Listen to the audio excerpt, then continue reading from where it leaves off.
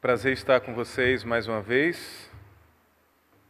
Felizmente, nessas condições, mas não vamos perder a oportunidade de ouvir a voz do Senhor através da Sua palavra.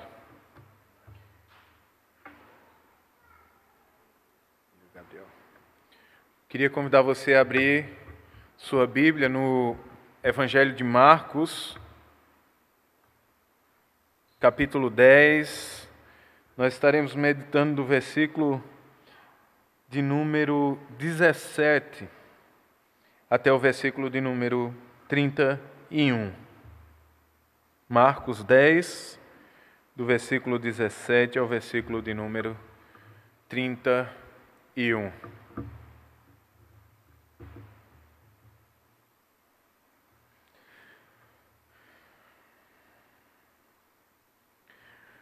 Para remirmos o nosso tempo, eu queria convidar você a ler apenas o versículo de número 27.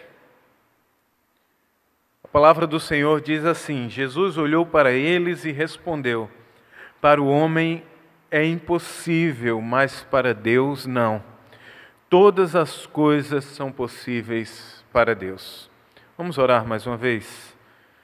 Pai, nós te bendizemos, Senhor, porque estamos reunidos neste momento para ouvir a Tua voz, Senhor, não do jeito que queríamos no culto público, no culto solene, mas ainda assim atentos e dedicando esse tempo ao Senhor. Tu és Deus sobre todas as coisas.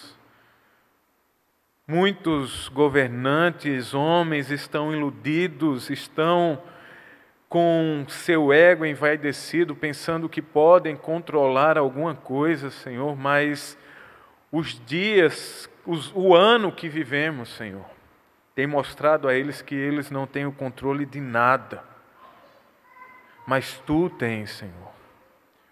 Por mais que as coisas aqui estejam desajustadas, os reinos abalados, o mundo desesperado, Senhor, o Teu trono permanece inabalável e o Senhor controla todas as coisas minuciosamente. Até este momento em que a Tua igreja está vivendo de restrições, de privações, sendo impedida de Te cultuar congregacionalmente. Tu conheces todas as coisas, Senhor. E nós queremos neste momento Te pedir que o Senhor fale conosco, que o nosso coração deixe de lado todas as preocupações, que a ansiedade dê lugar à paz que excede todo o entendimento, para que possamos ouvir e compreender a Tua palavra nessa noite, Jesus. Tem misericórdia de mim, alcança o meu coração e dos meus irmãos também. Esta é a minha oração em nome de Jesus. Amém. Meus irmãos, há mais de 500 anos ou 503 anos, nós comemoramos ou lembramos de um movimento chamado Reforma Protestante, onde em um dia especial, dia 31 de outubro de 1517, o monge Martinho Lutero pregou nas portas da Catedral de Wittenberg 95 teses que denunciavam os abusos da igreja, que combatiam os absurdos praticados pela igreja romana. Porém, se nós voltarmos um pouco na história, nós iremos perceber que Deus já vinha levantando outros homens, a fim de que esse dia, quando Martinho Lutero pregou as 95 teses na porta da igreja, fosse concretizado. Homens como João Wycliffe, homens como John Hus e Jerônimo de Savonarola foram usados por Deus para também combater os absurdos praticados pela liderança da igreja romana. E esses homens, eles tinham uma preocupação, eles tinham um desejo e o intuito, o empenho de que as Escrituras sagradas pudessem ser trazidas de volta para o meio da igreja. Eles não estavam lutando por coisas novas, eles não estavam inventando ideias novas, mas eles estavam tentando resgatar aquilo que havia sido perdido no meio da tradição, no meio dos séculos, no meio do tempo. E outra coisa que há em comum entre esses homens é que eles entenderam o compromisso radical que tinham com Cristo, a ponto de dedicarem suas vidas para que Cristo voltasse, fosse glorificado, fosse centralizado no meio da sua igreja. A maioria deles, não somente esses três, eles selaram a sua história com o seu próprio sangue. E o texto que nós iremos meditar nessa noite, ele nos leva a refletir sobre quão radical é o nosso compromisso com Cristo Jesus. Nós precisamos entender que o evangelista Marcos, ele tinha um propósito de inserir ou de fazer com que os seus leitores entendessem o quão séria eram aquelas palavras de Jesus. Ele tinha esse desejo de imprimir e de deixar claro para que os seus leitores percebessem que aquilo que Jesus estava ensinando precisava ser vivido na prática. E desse modo ele convida os seus leitores a se identificarem com os ensinamentos e experimentarem daquilo que Jesus estava falando. E Marcos, ele tinha em mente não somente a necessidade dos judeus ou daqueles que compartilhavam dos costumes judaicos, mas também ele tinha preocupação de que os gentios convertidos entendessem a mensagem.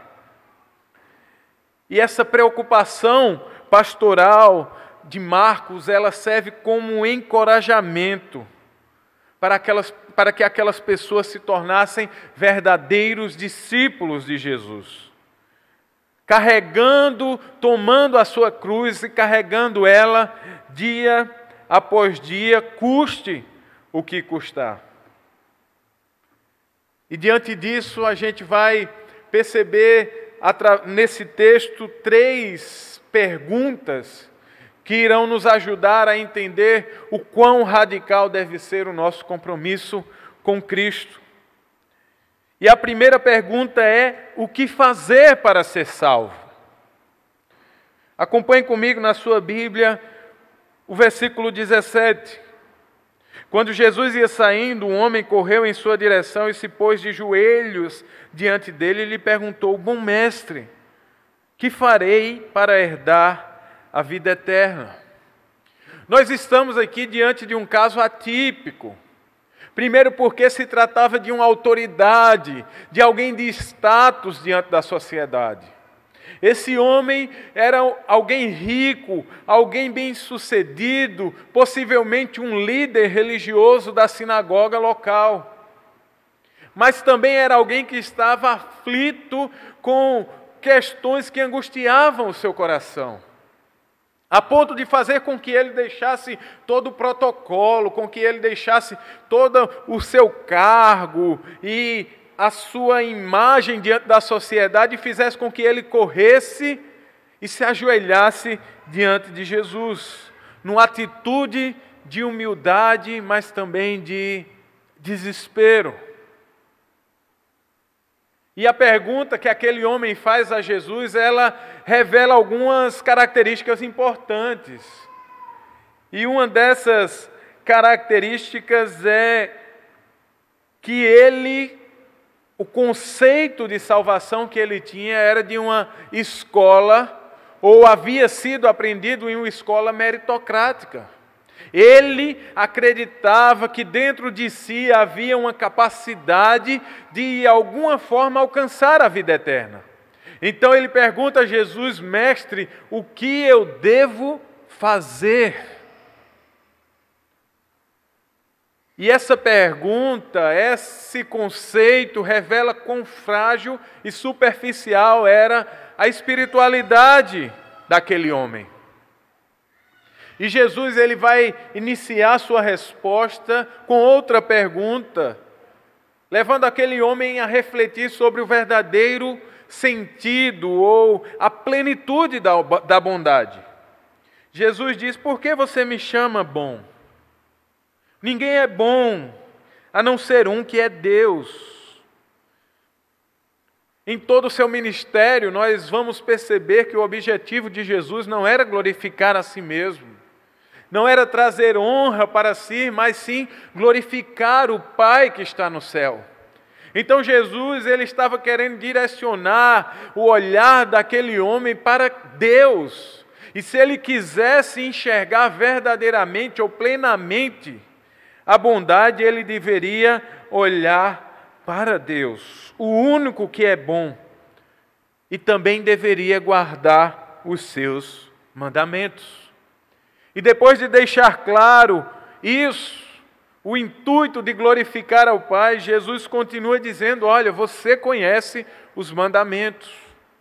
Não matarás, não adulterarás, não furtarás, não darás falso testemunho, não enganarás ninguém, honra teu pai e tua mãe. E Jesus ali ele estava olhando para a segunda tábua do decálogo, a fim de verificar como estavam os relacionamentos humanos daquele homem, pois estes seriam mais fáceis de tornar evidente.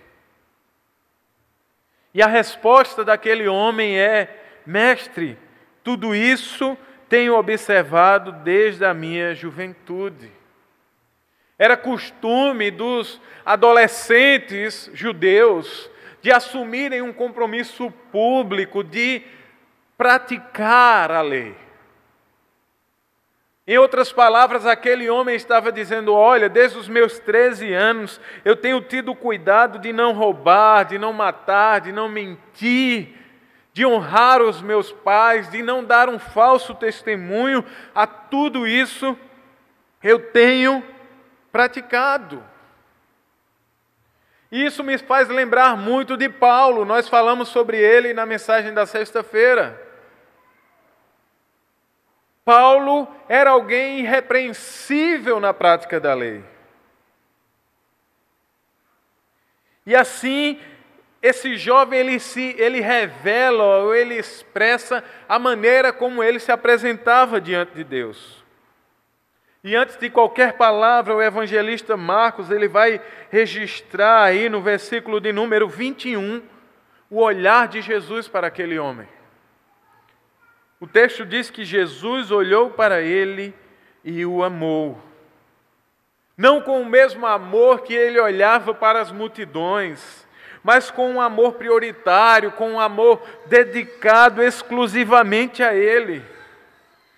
Mesmo conhecendo toda a superficialidade do coração daquele homem e a religiosidade dele, a graça é manifestada no olhar de Jesus. E ele, tomado de grande compaixão por aquele jovem, ele recomenda a ele um curso de ação que, se adotado, se seguido completamente, resolveria todos os seus problemas e lhe daria o tão descanso ansiado pela sua alma. Veja o que Jesus disse no versículo de número 21 ainda: falta-lhe uma coisa, disse ele, vá, venda tudo o que você possui e dê o dinheiro aos pobres, e você terá um tesouro no céu, depois venha e siga-me. Diferente do que pensam alguns teólogos, aqui não se trata de um modelo monástico a ser adotado por aqueles que desejam ter um relacionamento ou um compromisso mais profundo com Deus. Mas Jesus estava dizendo para aquele jovem: olha, confie plenamente em mim. Jesus sabia onde estavam as prioridades dele. Para ser um cristão, ele precisava deixar de lado todas as outras prioridades, e em certo sentido isso torna o cristianismo muito difícil. E nessa afirmação de Jesus, ele estava focado não mais na segunda tábua dos 10 mandamentos, mas sim na primeira. Naqueles mandamentos relacionados ao compromisso de alguém com Deus e somente com Ele. E é interessante que com essa atitude, se esse jovem adotasse o conselho de Jesus, ele não apenas herdaria os tesouros celestiais, mas ele também receberia a preciosa oportunidade de seguir Jesus, não mais como um figurante ou como um observador distante, mas como um de seus discípulos. Essa era a grande oportunidade da vida daquele jovem.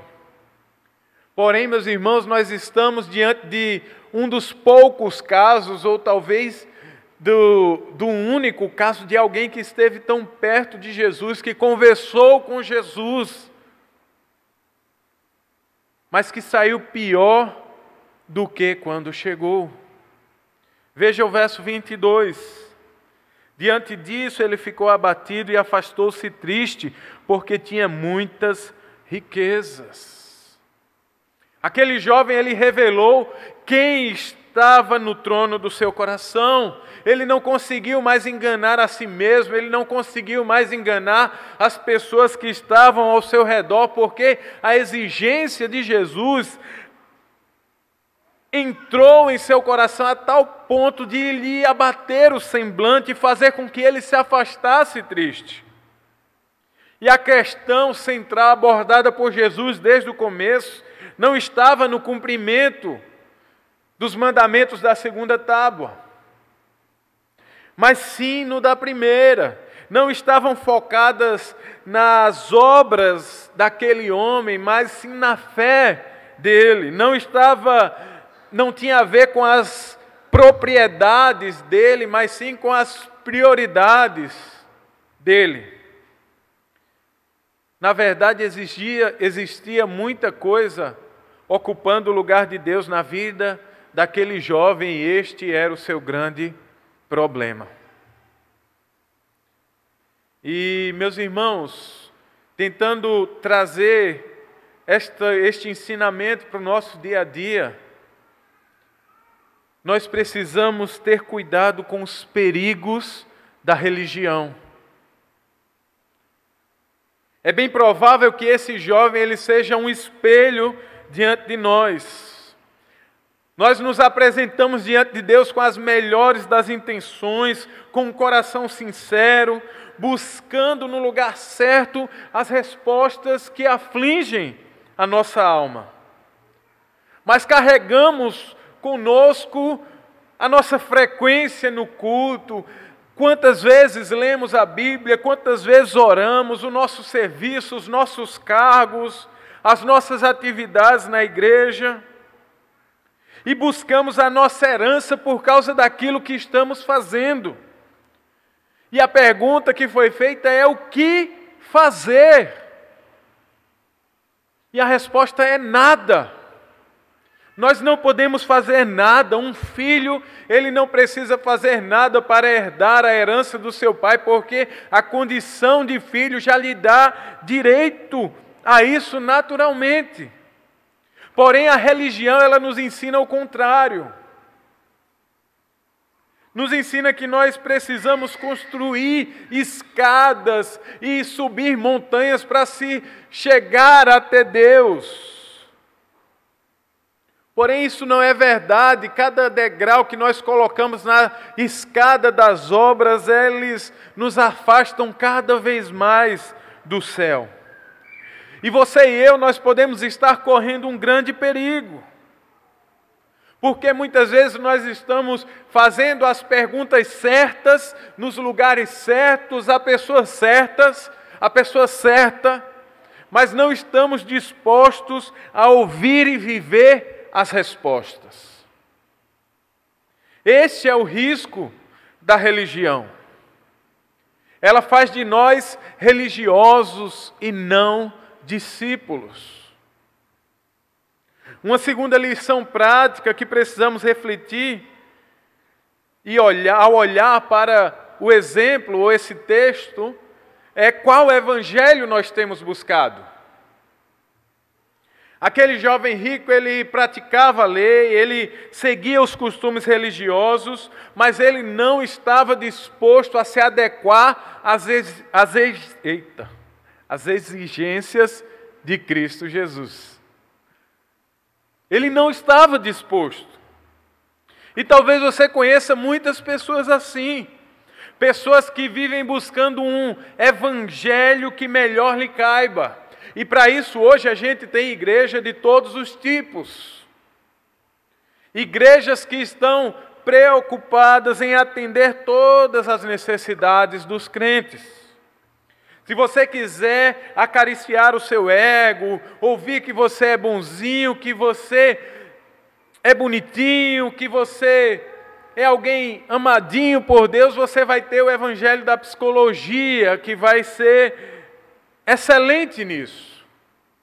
Se você quiser descobrir a fé que está presa dentro de você, essa fé que pode mover montanhas, você vai ter aí os pastores do coaching que são especialistas em fazer esse vulcão de fé que está preso dentro de você entrar em erupção. Ou também se você quiser ser alguém bem-sucedido, próspero, rico, com carros, com casas, com mansões, você tem aí os pastores da prosperidade, que são experts nisso também. Mas eu digo a você, não existe tantos evangelhos, só existe um evangelho, este evangelho é Cristo Jesus. Tudo que estiver fora dele é maldito, é falso evangelho. Este evangelho, este verdadeiro evangelho chamado Jesus Cristo, ele não se amolda aos nossos caprichos, ao nosso mimimi, ao nosso gostinho. Ele não pode ser domável. Ele é um leão indomável. E essa ideia de evangelho que fala só que Deus é amor, Deus te ama, venha como você está, e despreza a santidade, que despreza a justiça e tantos outros atributos de Deus, também é tão falso como qualquer outro. Jesus, ele amou aquele jovem de uma maneira singular, porém ele não diminuiu o padrão do evangelho por causa dele. E Piper, naquele livro, Deus é o Evangelho, ele diz o seguinte: Deus é o Evangelho, estou dizendo que o supremo, o melhor, o final e o decisivo bem no Evangelho, sem o qual nenhuma outra dádiva seria boa, é a glória de Deus na face de Cristo, revelada para o nosso gozo eterno. Tudo que estiver fora disso, meu irmão, não é verdadeiro. É falso evangelho. E se você está procurando o evangelho, prepare-se. Prepare-se para ser dilacerado pelas garras desse leão que não pode ser domado. Corra para o evangelho, ou então corra do evangelho. A segunda pergunta que nós iremos encontrar nesse texto é: quem pode ser salvo?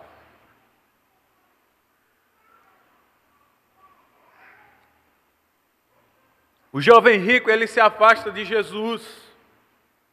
Ele não estava disposto a renunciar aos seus bens pelo bem maior. E agora Jesus, ele dirige o seu olhar para os discípulos. Veja comigo o verso de número 23. Jesus olhou ao redor e disse aos seus discípulos: como é difícil aos ricos entrar no reino de Deus. Agora Jesus, ele desejava imprimir profundamente na mente dos seus discípulos a dificuldade que era entrar no reino dos céus. E as palavras de Jesus, elas causam espanto nos discípulos. Porque o costume judaico, segundo o que está escrito lá em Deuteronômio capítulo 28, do verso 1 ao 14, depois você pode verificar, apresenta aquele homem rico como o modelo ou o exemplo ideal de alguém que está debaixo da bênção de Deus. Alguém próspero, alguém com saúde, era alguém que estava desfrutando da bênção de Deus. Este era o conceito na mente dos amigos de Jó quando foram questioná-lo. Este era o conceito que estava na mente dos discípulos e por isso eles estavam espantados. E ainda no verso 24, Jesus vai dizer: mas Jesus repetiu: filhos, como é difícil entrar no reino de Deus. Jesus, mais uma vez, cheio de amor, cheio de compaixão, agora ele olha para os seus discípulos e os chama de filhos, mas ele não enfeita nada, ele não tenta contornar ou amenizar a situação, mas agora ele tenta desenhar ou deixar claro, colocar as cartas na mesa assim, para que eles pudessem entender bem o despautério daquela situação que ele estava falando. E no verso 25 ele diz: olha, é mais fácil passar um camelo pelo fundo de uma agulha do que um rico entrar no reino de Deus. Meus irmãos, é inteiramente impossível para um camelo passar por um buraco de uma agulha.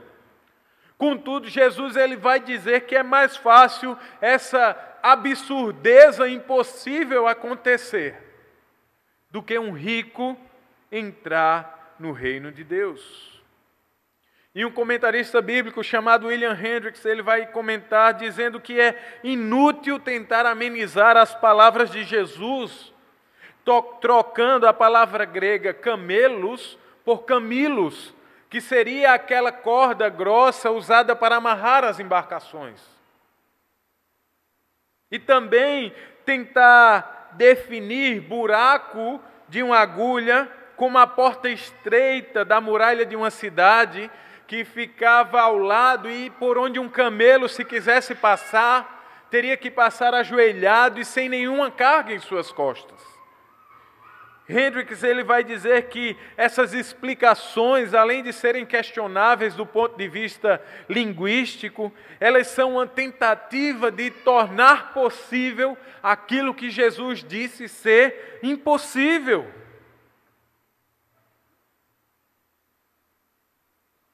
E Marcos, mais uma vez, ele vai registrar o olhar de perplexidade dos discípulos.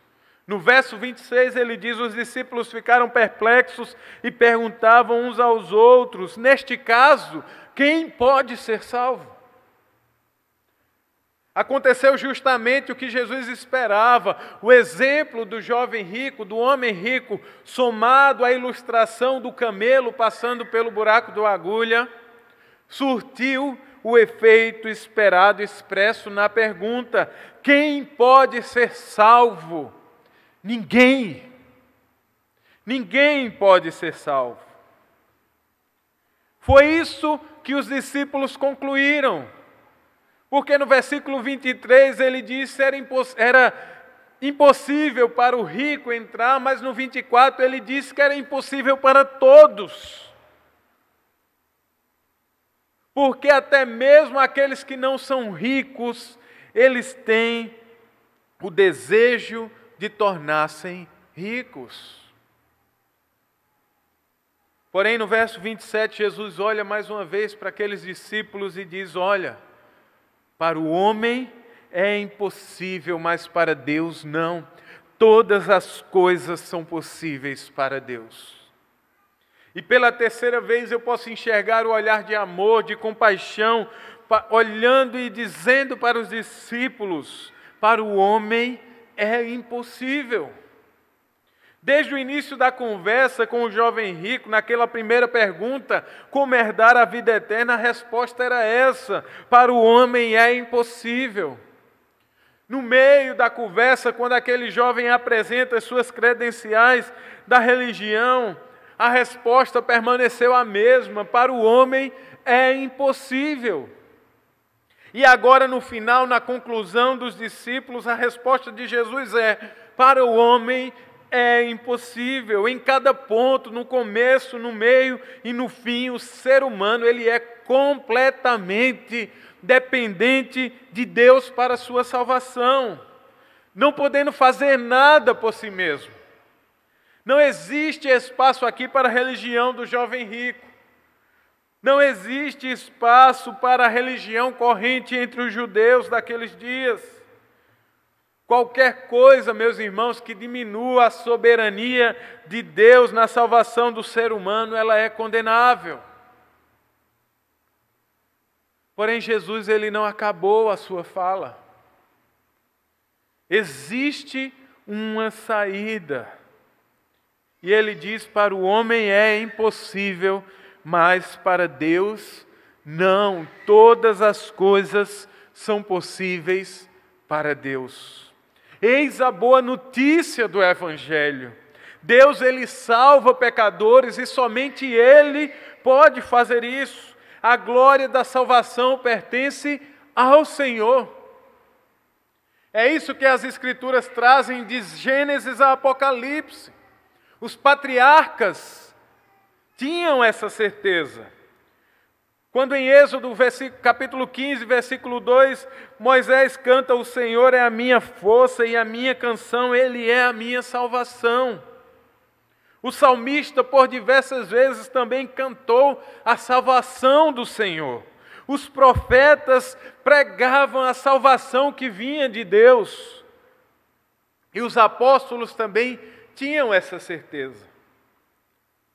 E João, lá no livro de Apocalipse, capítulo 19, verso de número 21, ele vê algo semelhante à voz de uma grande multidão, que exclamava: aleluia, a salvação, a glória e o poder pertencem ao nosso Deus. Um dia nós estaremos reconhecendo também que a salvação vem do Senhor. Todas as coisas são possíveis para Deus. E enquanto os métodos humanos é para o homem impossível alcançar o reino dos céus, o Evangelho ele nos diz que o que é impossível para nós, que o que é impossível para os homens é possível para Deus. E eu sugiro a você que essa verdade lhe traga segurança. Segurança semelhante à pergunta que uma vez fizeram ao Dr. Russell Shedd, acredito que Tiago lembra disso. Uma vez vocês entrevistaram ele, né? E perguntaram: Dr. Shedd, o senhor acredita que um cristão pode perder a salvação? E ele respondeu: depende de quem o salvou. Porque se essa pessoa foi salvo por qualquer método, ou pessoa que não seja Cristo Jesus, ele certamente perderá a salvação. Mas se foi Cristo Jesus que o salvou, é impossível perdê-la. As doutrinas, meus irmãos, da fé reformada que falam da soberania de Deus na salvação, elas humilham o nosso orgulho e tiram de nossas mãos qualquer capacidade, qualquer independência, nos colocando debaixo da graça soberana de Deus. E seguros nós estamos, porque foi Deus quem nos salvou através de Cristo Jesus antes da fundação do mundo. E a questão aqui não é o tamanho do animal que você é. Se você se parece mais com um camelo ou com um pequeno mosquito, é impossível para você salvar a si mesmo. Aqui a questão não é se você é uma pessoa rica, bem-sucedida, com uma poupança recheada, ou se você é alguém pobre, que usa constantemente o transporte coletivo, ou nem mesmo isso. Não importa se você está no primeiro ou no segundo caso, é impossível para você se salvar. Mas o Evangelho diz: o que é impossível para o homem é possível para Deus. Deus, Ele nos escolheu, Ele nos elegeu, Ele nos amou, Ele enviou o Seu Filho para morrer na cruz em nosso lugar. Ele é a nossa riqueza, Ele é a nossa salvação. O que é impossível para os homens é possível para Deus. E glórias ao Senhor por isso. E a última pergunta que nós vamos perceber nesse texto é: o que nós devemos deixar? Por fim, após os discípulos serem chocados e confortados por Jesus, Pedro ainda estava inseguro sobre as questões da vida eterna. E ele começa a dizer a Jesus, no verso de número 26, no verso de número 28. Mestre, nós deixamos tudo para seguir-te. Pedro, ele relembra a Jesus o que havia acontecido com ele e com todos os outros discípulos. O tempo verbal aqui da ação deixamos indica algo concluído, ou seja, eles deixaram uma vez por todas. Já a ação seguimos tem a ideia de continuidade. Eles estavam seguindo Jesus. Em outras palavras, Pedro ele se dirige a Jesus e diz: Senhor, o que tu exigiste daquele jovem agora há pouco, nós o fizemos. Nós deixamos nossos bens, nossas propriedades e estamos aqui contigo. Mas o Senhor disse que é impossível alcançar a salvação. De modo que o texto correlato lá de Mateus, capítulo 19, 27, Pedro diz: nós deixamos tudo para seguir-te, o que será de nós? E a resposta de Jesus a Pedro é de tal modo confortadora, quando ele diz no verso 29, verso de número 30, digo-lhes a verdade, ninguém que tenha deixado casa, irmãos, irmãs, mãe, pai, filhos ou campos por causa de mim e do Evangelho, deixará de receber 100 vezes mais, já no tempo presente, casas, irmãos, irmãs, mães, filhos e campos, e com eles perseguição, e na era futura a vida eterna. Jesus ele coloca diante deles uma relação de coisas que envolviam a vida de qualquer ser humano. Porém, nenhuma dessas coisas deveria sobrepujar o compromisso deles com Cristo Jesus e com o Evangelho. Não se trata de uma promessa específica para os 12, mas para todo verdadeiro seguidor de Jesus. É para todos aqueles que escolhem Cristo acima das outras coisas. Jesus diz que o sacrifício que eles fizeram por causa dele e do Evangelho seria recompensado ainda nessa vida. E esse texto, esses versículos, ele é um prato cheio para os teólogos da prosperidade, que gostam de pegar e dizer: olha, Deus vai te dar 100 vezes mais. Deus vai te dar 100 vezes mais casa, 100 vezes mais carro, 100 vezes mais campo, 100 vezes mais bens.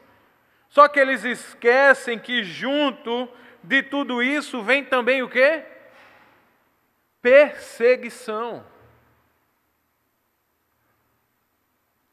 E a perseguição, meus irmãos, é uma marca que acompanha a vida do cristão, a começar pelo próprio Cristo. E a perseguição na vida do cristão, ela serve como instrumento para cumprir o propósito divino. Primeiro porque ela é uma evidência de que nós fomos salvos. ela autentica a nossa salvação. Porque outrora nós estávamos andando no fluxo do mundo, de acordo com os padrões e costumes do mundo, mas quando o Evangelho nos encontrou, nós vivemos uma transformação, e agora nós andamos na contramão do mundo, e a consequência disso é perseguição, é conflito de valores, de princípios. Então a perseguição, ela autentica a nossa salvação. A perseguição também é uma das maneiras usadas por Deus para moldar em nós o caráter de Cristo Jesus. Deus, ele tem um compromisso maior com a sua própria glória do que com o nosso bem-estar, já disse alguém. Então, meus irmãos, todas as coisas, elas estão a serviço, à disposição do nosso Deus, para que o nome dEle seja glorificado na nossa vida. E uma terceira maneira que nós podemos enxergar a perseguição é que ela servirá para julgar o mundo. O mundo um dia será julgado por causa das suas obras e por causa da perseguição à igreja. E é interessante que esse texto, ele fala que essa promessa, ela começa a ser desfrutada aqui e agora. Não é uma promessa apenas futura, algo para ser desfrutado apenas na eternidade, mas a eternidade na vida do cristão, ela começa a ser desfrutada a partir de agora. Porque a vida daquele discípulo que havia sido afetada por ter deixado seus pais, seus bens, sua família, seus filhos, ela seria recompensada com uma família ainda maior. Essa família que recebeu a mim, que recebeu meus filhos, minha esposa esses dias, a igreja Vila da Graça. Tantas outras pessoas, irmãos, pais e mães que nos recebem por onde nós passamos, nós desfrutamos dessa promessa. Este momento de culto onde nós estamos reunidos como igreja, para adorar, para agradecer, para reconhecer os atributos do nosso Deus, também são vislumbres daquilo que faremos na eternidade. Então, meus irmãos, a eternidade ela começa a ser desfrutada a partir de agora. E Jesus ele termina no verso de número 31 dizendo: contudo, muitos primeiros serão últimos e os últimos serão primeiros. Deixando mais uma vez claro que a verdadeira riqueza e posição não tem nada a ver com os padrões terrenos. E aqui, mais uma vez, o tom é de consolo. Jesus estava dizendo que quando todas as coisas forem subvertidas, um dia os mortos serão ressuscitados, os pobres serão consolados, os famintos saciados, os tristes alegrados, os pequenos engrandecidos, os doentes curados, os presos libertados. Em resumo, os últimos serão primeiros. E este ensinamento de Jesus, ele mostra quão radical é o chamado do cristianismo. Pois ele exige de nós abandonar muitas coisas que nos prendem, a fim de olhar para aquele que está diante de nós. Em primeiro lugar, nós precisamos pedir ao Senhor que sonde o nosso coração e nos mostre aquilo que nós ainda precisamos abandonar. O que tem ocupado o trono do seu coração? Outra vez o exemplo deste jovem, deste homem rico é nos posto como um espelho. Mas você pode dizer: Levi, eu não sou rico, eu não tenho um emprego que vai me deixar rico, eu não tenho herança que vai herdar, que vai me deixar rico, eu não tenho nada disso. E eu digo a você, não se engane. A questão não diz respeito ao seu saldo bancário, talvez a sua riqueza ela tenha outro nome, ela tenha outra forma. Como disse João Calvino, nosso coração ele é uma fábrica de ídolos. Se Jesus falasse para você hoje, olha, deixa tudo e segue-me, você estaria disposto? Você estaria disposto de largar o seu emprego, de renunciar ao conforto da sua casa, dos seus familiares, para atender às necessidades do Evangelho? Responda essa pergunta.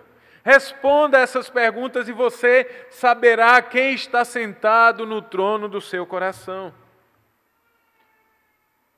Mas você pode também dizer, Levi, a igreja ela é chamada para atender diversas necessidades simultaneamente.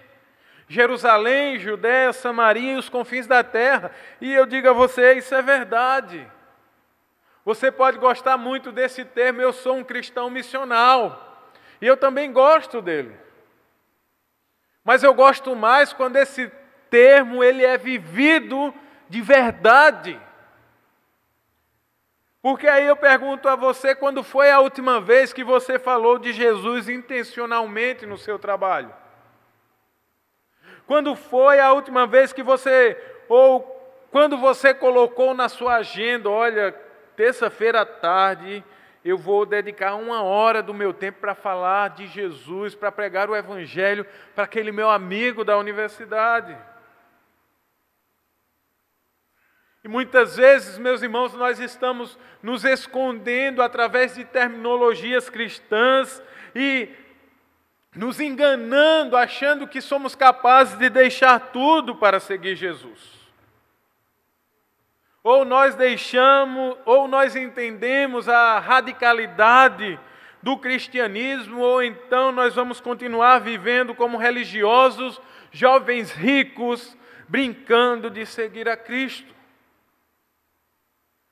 E com isso eu não estou dizendo que Jesus vai lhe enviar para a África, ou para o sertão, ou para os indígenas no norte do país. Mas eu estou dizendo que se Ele o chamar, nada nem ninguém deve fazê-lo hesitar diante da voz do Mestre. A razão pelo qual nós renunciamos a tudo, a razão pela qual nós deixamos o nosso conforto da nossa casa, da nossa igreja, dos nossos amigos e estamos no meio de uma aldeia lá em Guiné-Bissau, é porque o Evangelho nos fez entender que Jesus é o nosso bem mais precioso. E antes de irmos ao campo missionário, muitas pessoas da nossa família, da nossa igreja, amigos, nas melhores das intenções, perguntavam, e como é que vai ser? Como é a questão da saúde? Como vai ser a educação das crianças? E as dificuldades com comida, as doenças. E, meus irmãos, todos esses questionamentos nos acompanharam antes. Nos acompanharam quando estávamos no campo missionário. Estão conosco ainda hoje, quando estamos às portas de voltar ao campo. E a verdade é que o milagre operado pelo Evangelho na nossa vida nos fez entender que nenhuma dessas preocupações é mais importante do que Cristo Jesus e o Evangelho. Vivemos dias difíceis, vivemos dias de tempestade, dias de lágrimas, dias de paz também. Mas em todos esses dias a graça, a presença do Senhor era constante na nossa vida. Porque nós entendemos que Cristo Jesus, Ele é o nosso bem mais precioso. E é a glória de Deus diante dos nossos olhos que nos faz seguir em frente, independente dos riscos que estamos prestes a correr. Era isso que dizia uma das 95 teses que Martinho Lutero pregou na porta da igreja. A tese, uma delas dizia: o verdadeiro tesouro da igreja é o Santíssimo Evangelho da glória e da graça de Deus. Nós somos chamados para ser discípulos e ser como o nosso Mestre. Tomar a nossa cruz e segui-lo até as últimas consequências. E já se passaram mais de 500 anos deste momento tão importante na vida da igreja. Mais de 2000 anos que Jesus esteve entre nós. De 3 a 4 mil anos que Deus ele entregou a sua lei ao seu povo. E a palavra do Senhor, ela permanece a mesma. Ela é infalível, ela é inerrante, ela é suficiente, ela é a luz para o nosso caminho. Ela é a nossa regra de fé e prática. E semelhante ao compromisso de tantos homens que viveram este cristianismo radical, o Senhor ele nos desafia hoje, através da sua palavra, a mais uma vez, ou pela primeira vez, assumir um compromisso radical com Cristo Jesus. Você quer seguir a Jesus? Você quer ou você está disposto a se entregar completamente ao senhorio de Cristo? Eu convido você a baixar a sua cabeça, a fechar os seus olhos e a orar, pedindo ao Espírito Santo que sonde o seu coração e aplique a sua palavra nessa noite.